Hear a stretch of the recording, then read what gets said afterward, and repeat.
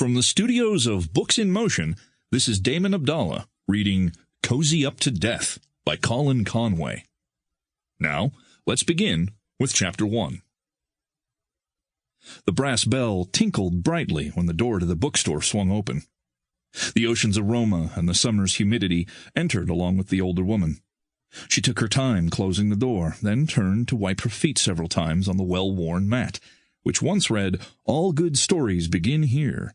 Unfortunately, most of the good and all of the begin had rubbed off over the years, so the remaining message was, "All stories here." When she finished cleaning the soles of her shoes, she lifted her head, her eyes widening in anticipation. It was apparent that the slight woman enjoyed bookstores, and it appeared to be her first time at the Red Herring, Pleasant Valley's only mystery bookshop. Before moving, her eyes scanned every inch of the store, passing over the huge man standing behind the counter. When the woman felt she had a good understanding of the layout, she stepped inward but stopped suddenly when an orange cat appeared out of nowhere to rub itself against her leg. "Hello, sweetie," the woman said, bending over to pet the scruffy Tom. It, however, had no intentions of being touched and hurried away, deeper into the store. The woman righted herself and beamed.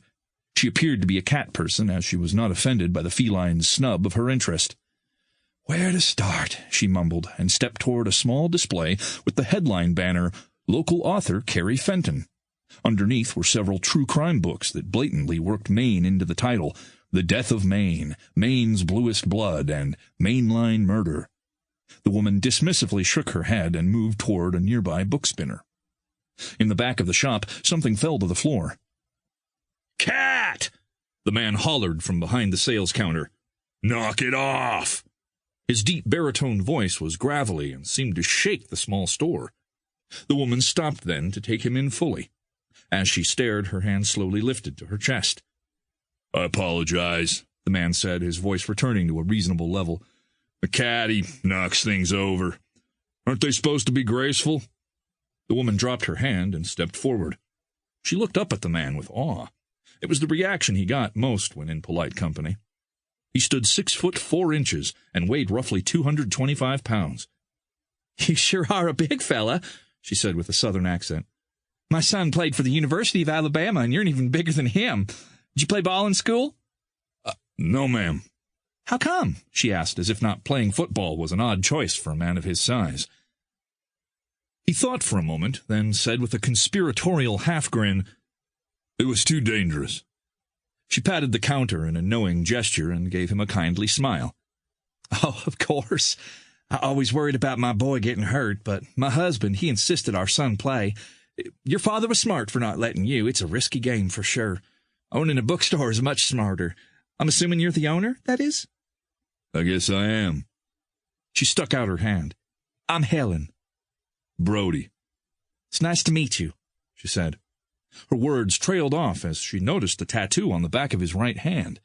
The ink seemed to disappear underneath the plaid long-sleeved shirt that he wore buttoned up to his neck.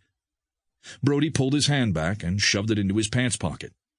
Helen regained her smile and said, "Everyone in this town is so nice. My sister and I are touring through the Northeast and spent last night here. I'm so delighted by the hospitality everyone's shown." She watched him expectantly, hoping Brody would engage in conversation. Instead, he remained silent and studied her. They stared at each other for a few moments until Helen spoke again. "We're leaving this afternoon and going up to York Harbor." Brody's brow furrowed. "York Harbor?" the woman repeated. "It's 10 minutes up the way." Helen pointed absently toward the north. "But we'll be in Pleasant Valley until lunchtime. What do you recommend we do?" "No idea." "Really?" He shrugged. "How long have you lived in this town?" "A day." "1 day? But you own this store." Brody hesitated before saying, "I bought it online."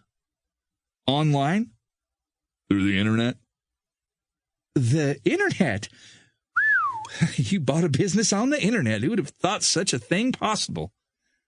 Something again fell in the back of the store, and Brody turned his head to yell, "Cat!" "Is today your first day?"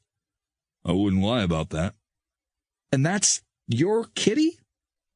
"He came with the store." Brody leaned in.